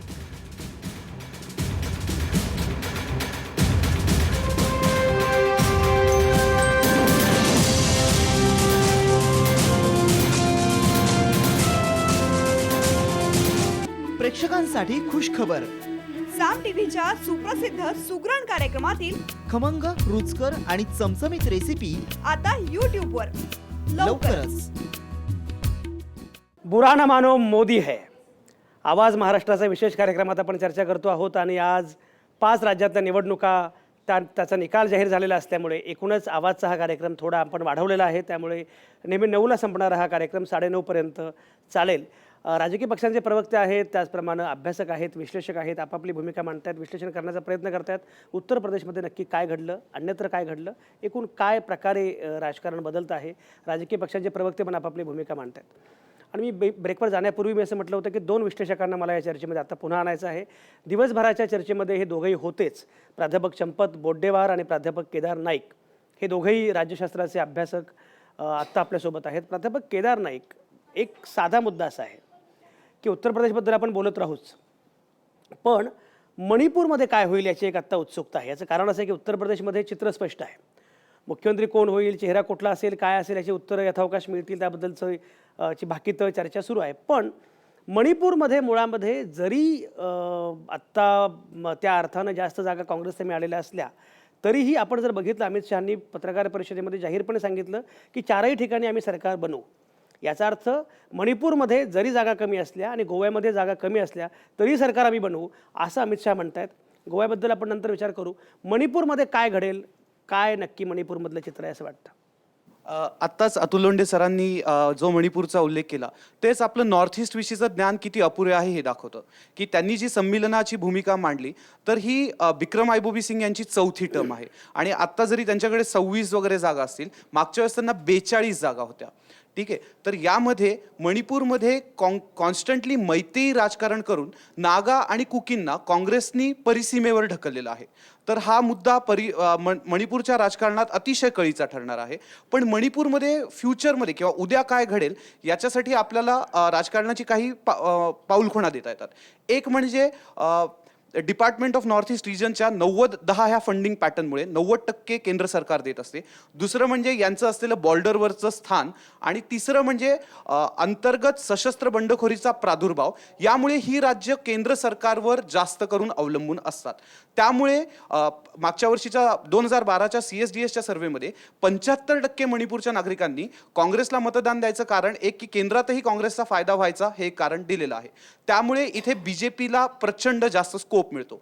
दुसरे एक महत्त्वाचे कारण म्हणजे की मणिपूरची जीवनवाहिनी असणारा जो नॅशनल हायवे आहे तो ब्लॉक करण्याची क्षमता युनायटेड नागा काउन्सिलकडे त्यांच्या सेनापती आणि उखरुल या डिस्ट्रिक्टच्या स्थानामुळे आहे. तर BJPने जर सत्ता स्थापन केली तर ही कोंडी मणिपूरची सुटू शकते.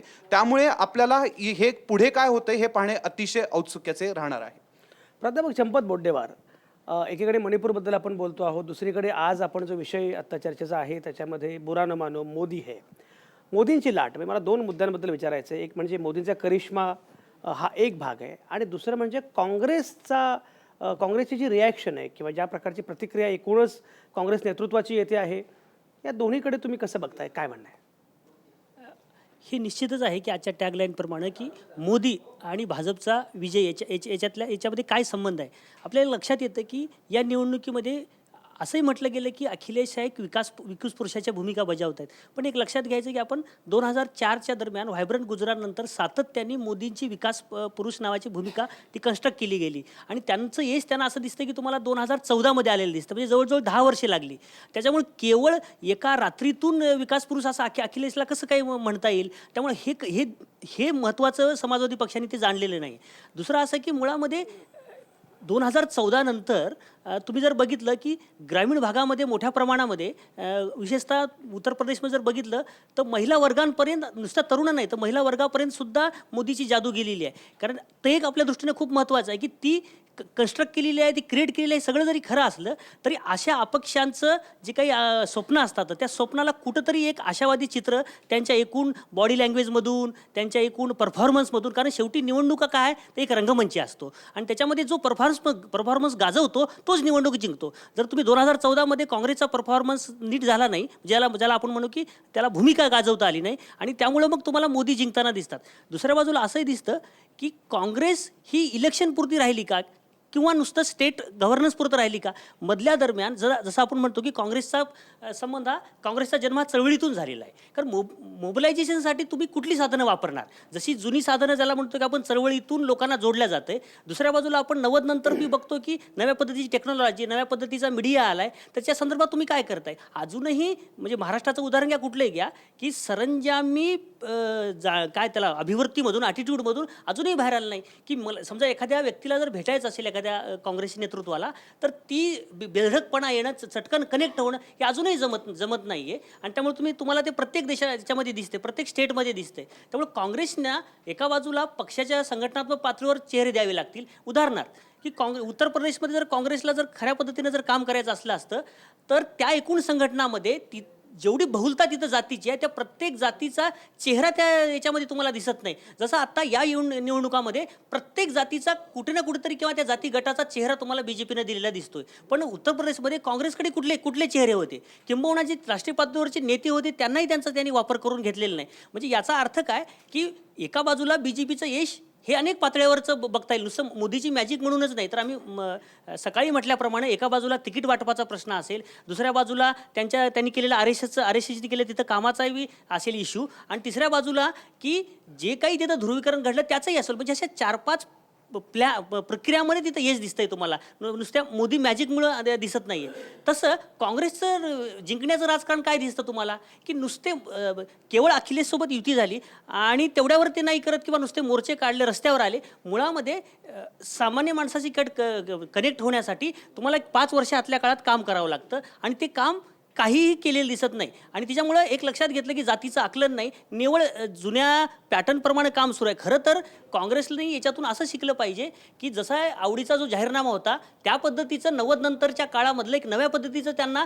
काहीतरी एक डॉक्युमेंटेशन करावं लागेल आपल्या कामाचं, नव्या पद्धतीचं, ज्याच्यामध्ये तुम्ही कल्चरबद्दल काय म्हणणार, तुम्ही इकॉनॉमीबद्दल काय म्हणणार, तुम्ही गव्हर्नन्सबद्दल काय बोलणार, ते जोपर्यंत येत नाही आणि ते जोपर्यंत अप्लाय होत नाही तोपर्यंत मला नाही वाटत की चंपत बोलटेवर तुम्ही विस्तारानं मांडणी केलेली. अतुल लोंढेंना काहीतरी उत्तर द्यायचं आहे, पण त्यापूर्वी मला श्रीराम पवारांकडे जायचं आहे. सकाळ माध्यम समूहाचे मुख्य संपादक श्रीराम पवार आपल्यासोबत आहेत आणि मला त्यांना असं विचारायचं आहे की 2 विधानं या निकालाच्या निमित्तानं केली गेली. पहिलं विधान जे आहे ते म्हणजे एकूण राजकारणाचा पोत बदलतो आहे त्याचा पुरावा म्हणजे हा निकाल आहे. आणि दुसरं असं म्हटलं गेलेलं आहे की उत्तर प्रदेशच्या निवडणुकीच्या निकालामुळे सुद्धा राजकारणाचा पोत बदलणार आहे. खरंच एवढा महत्त्वाचा हा निकाल आहे का? आणि राजकारणाचा पोत बदलणार आहे म्हणजे नक्की काय?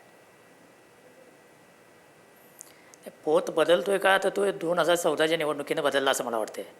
आणि आत्ता आपण खूप कारणांची चर्चा करतोय, तिकीट वाटप कसं झालं, जातीची समीकरणं काय होती, मोदींचा करिश्मा.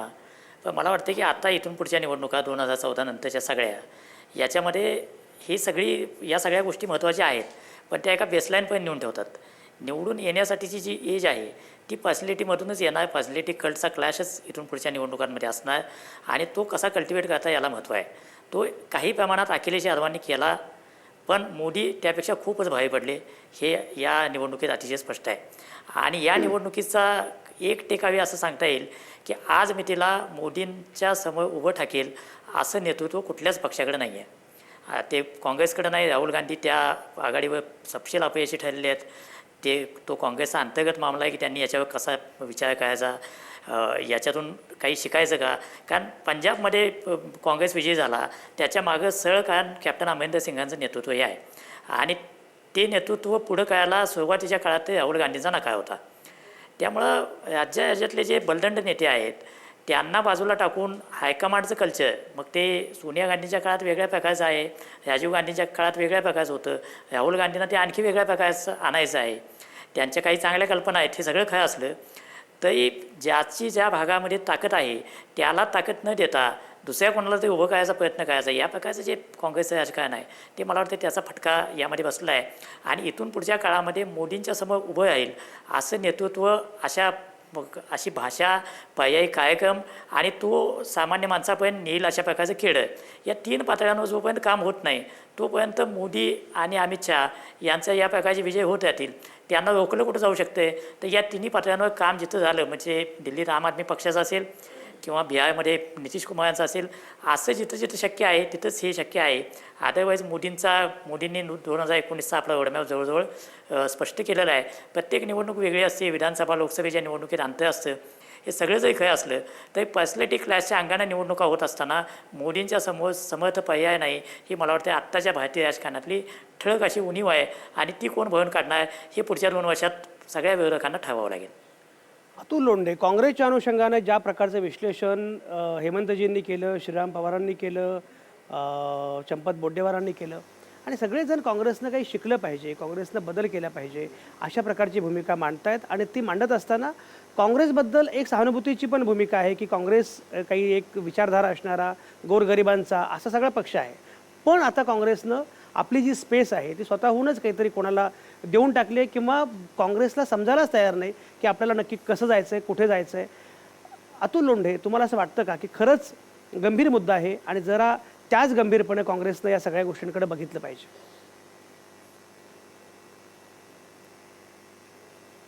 नाही, एकंदर सर्व या निकालाच्या पार्श्वभूमीवर या सगळ्या गोष्टींचा विचार होईल, संघटनात्मक पातळीचा पण विचार होईल. काय या इलेक्शनमध्ये आपल्या चुका झाल्या किंवा काय राहून गेलं, कुठली स्ट्रॅटेजी करायला आपण पाहिजे नव्हती, या सगळ्या गोष्टीचं विश्लेषण होईलच. पण मला ते जे पहिले जे बोललेले होते त्यांनी मणिपूरच्या संदर्भामध्ये थोडंसं माझं अज्ञान दाखवलं, पण त्यांनी माझा मुद्दा कदाचित व्यवस्थित त्यांनी ऐकला नाही. माझा मुद्दा हा होता की नॉर्थ ईस्टच्या पार्श्वभूमीवर जर आपण पाहिलं तर एक बीजेपी पक्ष हा तिथपर्यंत पोहोचला नव्हता. बीजेपीचं तिथे पोहोचणं, काँग्रेसचं तिथे पोहोचणं जे आहे ते पॉलिटिकल ॲसिम्युलेशनच्या दृष्टीनं अतिशय महत्त्वाचं होतं, असा तो माझा मुद्दा होता. त्यामुळे एकीकरण संमेलनाचा जो मुद्दा आहे तो त्याच्याशी संलग्नित होता. दुसरा प्रश्न तो उपस्थित केला होता की आवडी अधिवेशनामध्ये 1956 साली जो काही समाजवादी समाज रचनेचा ठराव पारित झालेला होता, 1991 साली जे आपण मिश्र अर्थव्यवस्थेकडनं आपण लिबरलायझेशन, प्रायव्हेटायझेशन याच्याकडे जे गेलेलो होतो ते सुद्धा काँग्रेसचं एक स्टेटमेंट होतं. काँग्रेसने इकॉनॉमी काळावेळाप्रमाणे ज्या पद्धतीने चंद्रशेखर व्ही.पी. सिंग यांचं सरकार आल्यानंतर देशाची परिस्थिती डब्याला गेली होती, त्याच्यानंतर फेज डिरेग्युलेशन करणं इकॉनॉमीमध्ये, म्हणजे टप्प्याटप्प्यानं इकॉनॉमीमध्ये बदल करणं, मग ते कॅपिटल अकाउंट कन्व्हर्टिबिलिटी असेल, करंट अकाउंट कन्व्हर्टिबिलिटी असेल, नंतर FDIच्या संदर्भामध्ये असेल किंवा डिसइन्व्हेस्टमेंटच्या संदर्भामध्ये असेल, या संदर्भामध्ये टप्प्याटप्प्यानं जे बदल घडून आणले त्याचा परिणाम जो आहे या 25 वर्षाच्या कालावधीमध्ये या देशानं बघितलाय. जगामध्ये आज पर्चेसिंग पॉवर पॅरिटीच्या अनुषंगानं जर विचार केला तर 3ऱ्या नंबरची इकॉनॉमी आज भारत आहे. ते काही 2-4-5 वर्षामध्ये झालेलं नाही आहे. आता मोदीजी जे आहे ते या मंदीच्या, जागतिक मंदीचा कोणी विचार करत नाही. 2008 साली जागतिक मंदी आल्यानंतर सुद्धा मनमोहन सिंग साहेब सत्तेवर होते, UPA 2 होतं, कोइलिशन गव्हर्नमेंट होतं, पण त्यावेळेस सुद्धा ते ओढून धरून ठेवलेलं होतं. आणि त्यावेळेस बघा तुम्ही की क्रूड ऑइलच्या प्राइसेस ज्या होत्या त्या आमच्या विरोधामध्ये सगळ्या गेलेल्या होत्या, जागतिक मंदी आमच्या सगळ्या विरोधामध्ये गेली होती. आणि त्याच्यामुळं डॉलरचा जो परिणाम होता आपल्यावर, तो फटका जो आहे तो हा जो ॲस्पिरेशनल क्लास जो म्हणतो, हा ॲस्पिरेशनल क्लास निर्माण झालेला जो होता तो कुठं काहीसा नाराज झाला होता. पण असं असताना सुद्धा खूप आपण फ्रीवीज देण्यावर किंवा वेगळ्या गोष्टी न स्वीकारता, म्हणजे आपण जनलोकपाल स्वीकारलं, आपण फूड सिक्युरिटी योजना आणली, इतर लोकांना सुद्धा याच्यामधून बाहेर काढून शिक्षणाकडे जास्तीत जास्त त्यांचा व्यक्तिगत खर्च झाला पाहिजे अशी, आणि FRBMच्या संदर्भामध्ये फिस्कल रिस्पॉन्सिबिलिटी आणि बजेटरी मॅनेजमेंट हे आपण करून जो खर्च आहे हा सगळा मंदी सांभाळत असताना देशाचं फिस्कल डेफिसिट, रेव्हेन्यू डेफिसिट जे आहे ते मेंटेन करून कुठेही आपला आर्थिक विकास जो आपण साधलेला आहे तो डिरेल झाला नाही पाहिजे. नाही तर आपण ग्रीस पाहिलं, आपण इंग्लंडची परिस्थिती पाहिली, आपण अमेरिकेचं जे बॅड डेट्स आहे ते आजही त्यांच्या 100% वरती गेलेलं आहे. चायना सुद्धा 300% जवळपास पोहोचतोय, तिथे भारत 60 ते 70% आसपास आहे. ह्या सगळ्या योजना ज्या आहे, ह्या सगळ्या योजना काँग्रेसने केलेल्या आहे, या लक्षात आणून दिलेल्या आहे. पण आता कुणी जर चिंचेच्या झाडावर आंबाच दाखवण्याच्या जर गोष्टी करत असेल तर काँग्रेस आपल्या कमिटमेंटपासून कधी दूर जाणार नाही. काँग्रेस देशाच्या एकात्मतेच्या कमिटमेंटपासून कधी दूर जाणार नाही. काँग्रेस देशाला गरिबी मुक्त करण्यापासून कमिटमेंट जाणार नाही. फक्त शेवटला मुद्दा एक मांडतो की जेव्हा आपण घोषणा करतो, यांनी अच्छे दिनची घोषणा केली, त्याच्या मागची ट्रेल, एकच मिनिट मला शेवटला मुद्दा मांडू द्या. त्यांनी कधी ट्रेल सांगितली नाही की ते कसं करणार।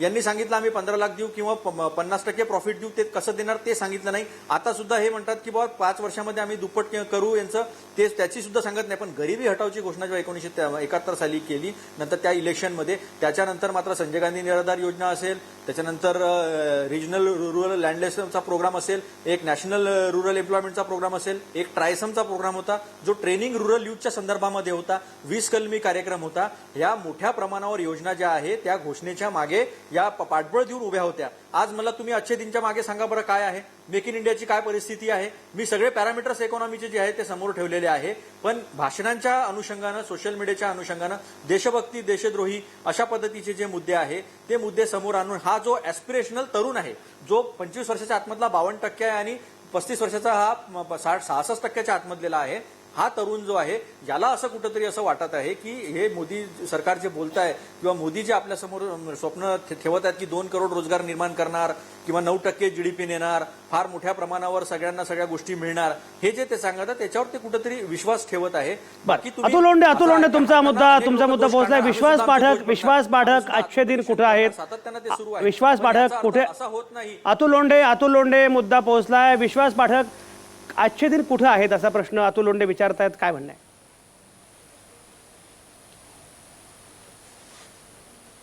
नाही, सर्वप्रथम अच्छे दिन म्हणजे काय हे आपण देखील समजून घ्यायला हवं। 2.5 वर्षामध्ये जादूची कांडी आणि अच्छे दिन असं होत नाही। अच्छे दिनचा अर्थ असा की शेवटच्या माणसाला काही गोष्टी आश्वस्त करत आहेत का। मग समजा एखादी स्त्री असेल ती आजही जर आपल्या म्हणतात की ते चुलीवर स्वयंपाक करते, तिला जर मी गॅस देऊ शकत असू तर तिला त्याच्यातला एक मोठा रिलीफ मिळतोय।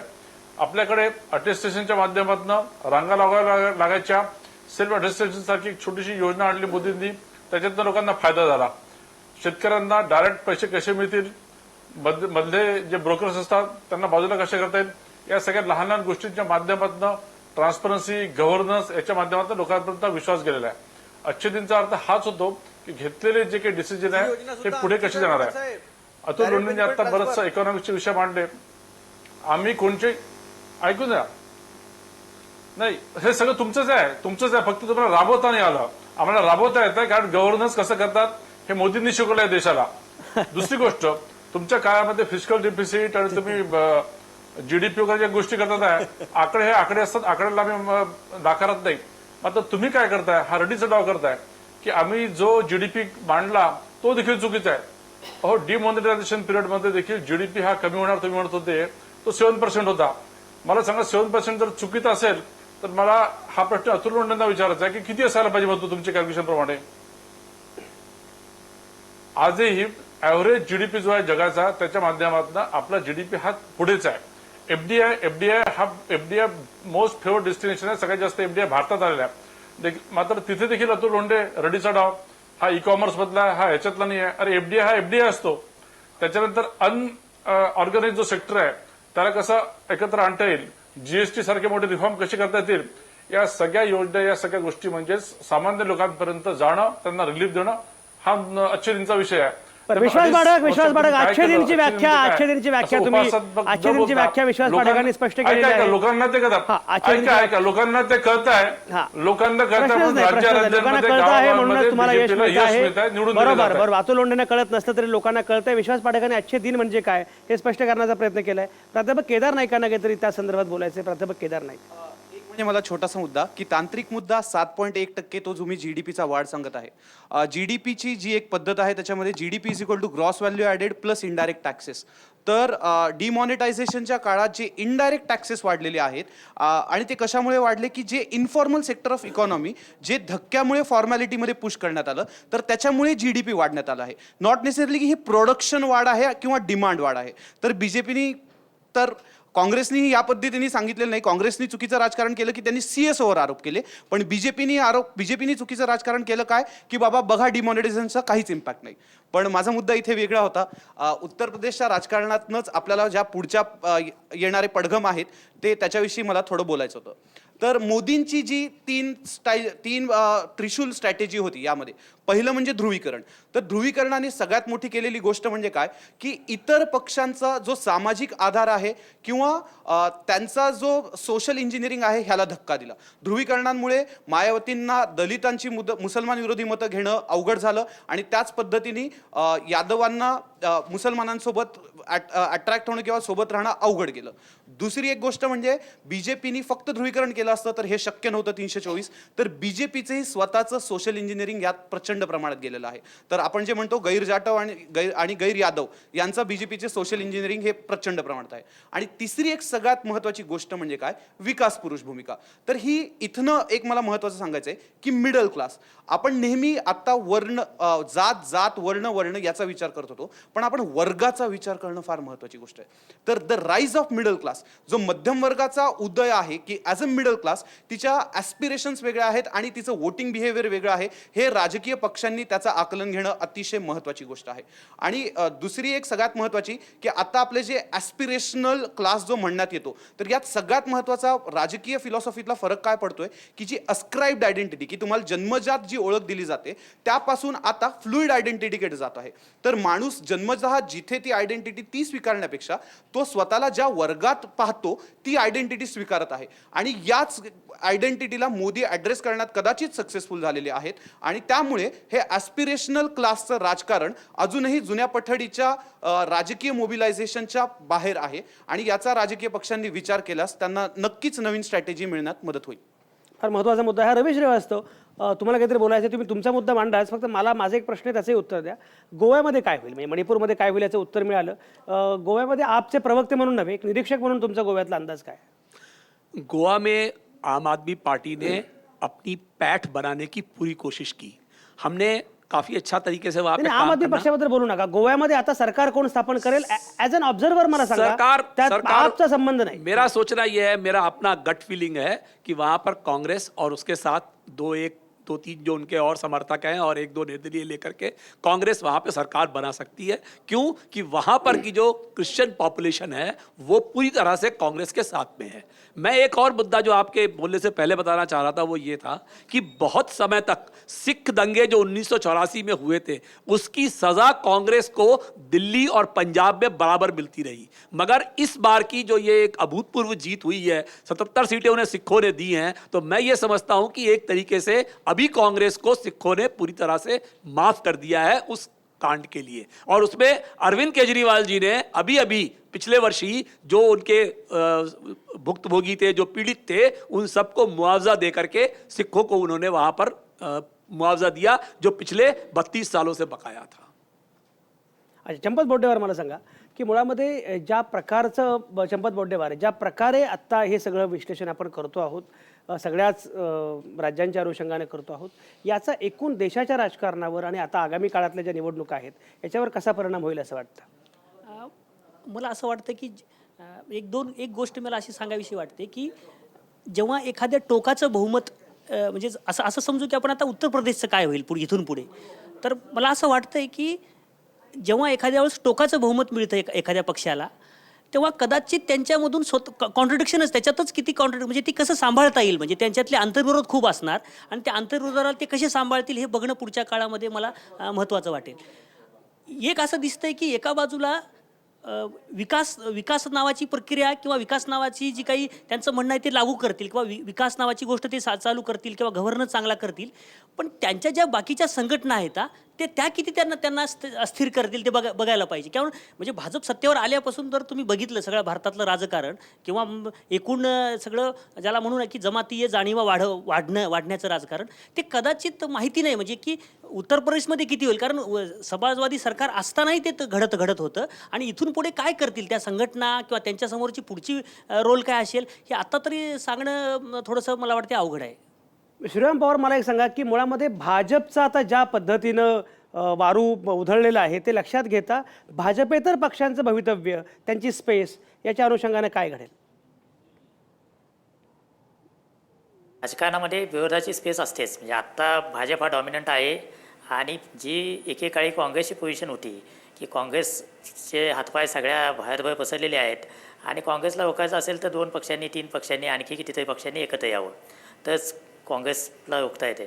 तर ती परिस्थिती आता भाजपच्या बाजूनं झालेली आहे. भाजप आता एका अर्थानं भारतीय राजकारणाचा मध्यबिंदू झालेला आहे. याचा अर्थ असा नव्हे की बाकीचे सगळे पक्ष संपतील किंवा ते संपणार आहेत. आजसुद्धा बरीच मोठी राज्य, मग तुम्ही बंगालपासून बिहारपासून खालची सगळी दक्षिणेतली राज्य असतील, ही सगळी भाजपेतर पक्षांकडे आहेत. हे भाजप मोठा आहे का, तर आता सगळ्यात मोठा पक्ष भाजप आहे हे वास्तव आहे. पण याचा अर्थ बाकीचे सगळे संपलेत असा नाही आहे.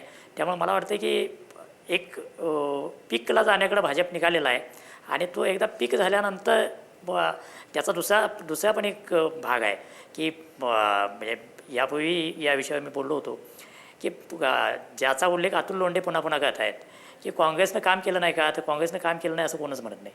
काँग्रेसच्या योजना चांगल्या नव्हत्या का असं भाजपवाले पण म्हणत नाही आहेत. त्यामुळे त्या योजना चांगल्याच होत्या, तशाच भाजपच्या योजना चांगल्या आहेत का, तर चांगल्या आहेत. मुद्दा त्या लोकांपर्यंत पोचतात का, आणि या योजना आम्ही केल्या आणि याचा लाभ आमच्यामुळे तुम्हाला मिळतो हे लोकांना जाणीव करून देता येते का, यामध्ये काँग्रेस कमी पडली. हे लोकसभेलाही दिसलं, आताही दिसलं. आता भाजप अजून तरी योजना मांडण्याच्या पोझिशनमध्ये आहे. अजून त्या योजना प्रत्यक्ष मटेरियलाइज झाल्या आहेत आणि त्याचा लाभ पूर्णपणे लोकांपर्यंत पोचला आहे असं काही खूप मोठ्या प्रमाणावर झालं नाही. आता भाजपचे प्रवक्ते सांगतात ते खरं आहे की लोकांना आश्वस्त करण्यामध्ये भाजप निश्चित यशस्वी झाला आहे की आम्ही तुमच्यासाठी काहीतरी पॉझिटिव्ह करतो आहोत. आता काहीतरी पॉझिटिव्ह करतो आहोत यात 3 वर्षे गेली. हे पॉझिटिव्ह नेमकं काय झालं, आजची त्यांची नेमकी व्याख्या काय, ही प्रत्येकाची आपल्या आपल्या सोयीची आहे. आणि मोदींनी 60 महिने मागितले होते. आता आपण असं म्हणायला लागलो की 3 वर्ष झाली, अजून 70 वर्षाची घाण आहे, अमुक आहे, हे बोलायला ठीक आहे. पण लोक 5 वर्षानंतर त्याचा हिशोब मागतील, तेव्हा या चांगल्या योजनांचे चांगले परिणाम झाले का याच्यावरच मतदान होईल. आणि मला वाटतं भाजपनं आश्वस्त केलंय, बरोबर, अगदी महत्त्वाचा मुद्दा आहे. भाजपनं आश्वस्त केलंय, पण त्याचवेळी विरोधाची सुद्धा स्पेस असते, त्यामुळे ती असणार आहे. हा मुद्दा तेवढाच महत्त्वाचा आहे. उत्तम शेवडेंना काहीतरी बोलायचं आहे. उत्तम शेवडे, पटकन बोला, माझा वेळ संपत आला आहे. उत्तर प्रदेशातलं जे त्यांना बहुमत मिळालं त्यामुळं या देशात आता हुकुमशाहीचं वातावरण सुरू झालं असं मला वाटतं.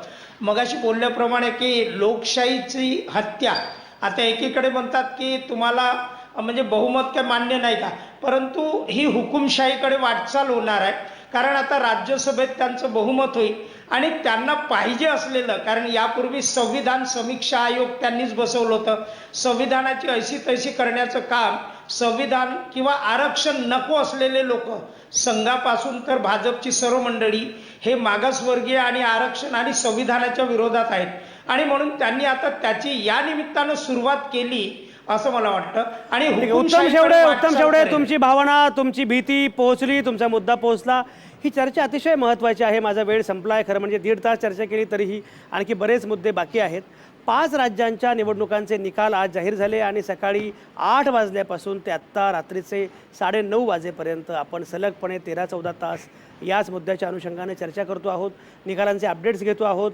लाईव्ह चर्चा सुरू आहे. सगळे प्रवक्ते, विश्लेषक आपापली भूमिका मांडत आहेत. आणि याच्यातून एक नक्कीच लक्षात आलेलं आहे की उत्तर प्रदेशचा निकाल हा फार महत्त्वाचा असा निकाल होता. भारतीय जनता पक्षाने मिळवलेलं यश जे आहे उत्तर प्रदेशमध्ये ते लक्षणीय, ऐतिहासिक, अभूतपूर्व असं आहे. म्हणजे राजकारणाचा पोत बदलला म्हणून ते यश मिळालं हे जसं खरं आहे, तसंच या निकालामुळे सुद्धा राजकारणाचा पोत बदलणार आहे. राष्ट्रीय राजकारणामधली समीकरणं बदलणार आहेत. राज्यसभेतलं बहुमत असेल, बाकीच्या गोष्टी असतील, या सगळ्या अनुषंगानं भाजपचं एकूणच मनोबल कमालीचं वाढवणारा असा हा निकाल आहे, हे लक्षात घेतलं पाहिजे. त्याचप्रमाणे जे मुद्दे पुढे आले त्या मुद्द्यांमध्ये भाजपनं ज्याचा उल्लेख प्राध्यापक केदार नाईकांनी केला की ॲस्पिरेशनल क्लास असेल, बाकीचे सगळे वर्ग असतील, या सगळ्या वर्गांना, तरुणाईला, या सगळ्यांना आकृष्ट करण्याचा प्रयत्न केलाच भारतीय जनता पक्षानं. आणि त्याचप्रमाणे त्याचवेळी ध्रुवीकरणाचा प्रयत्नसुद्धा केला. म्हणजे हिंदू मतांचं ध्रुवीकरण करण्याचा प्रयत्न केला.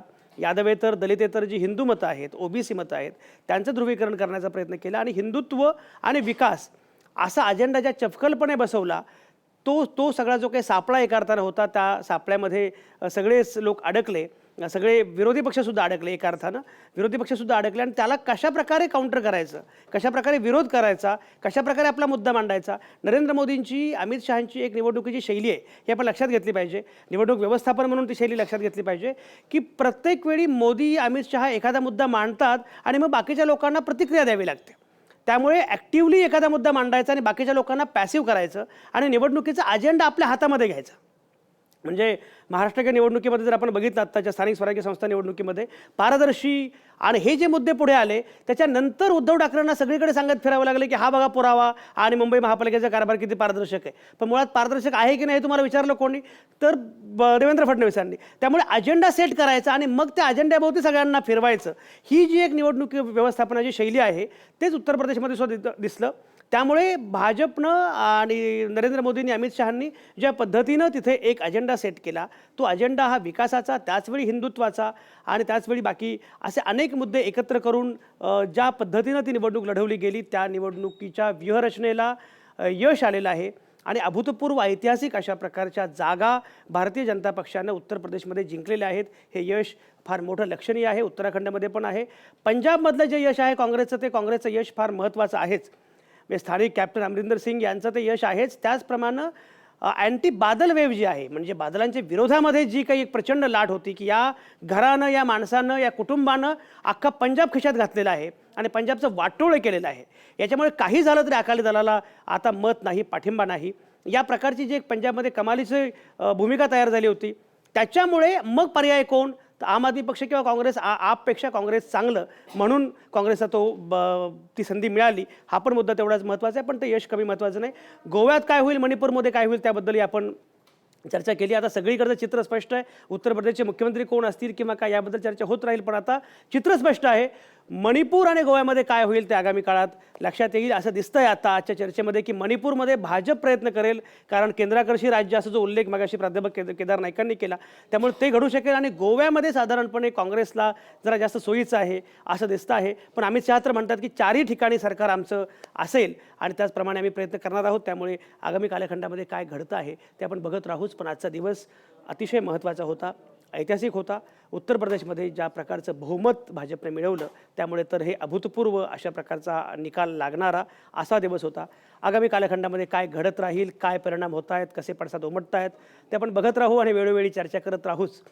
आज सकाळी 8 वाजल्यापासून ते आत्ता 9:30 वाजेपर्यंत ज्या ज्या नामवंतांनी ज्या ज्या प्रवक्त्यांनी ज्यांनी या चर्चेमध्ये भाग घेतला त्या सगळ्या नामवंतांचे सगळ्या प्रवक्त्यांचे सगळ्या विश्लेषकांचे अतिशय मनापासून आभार.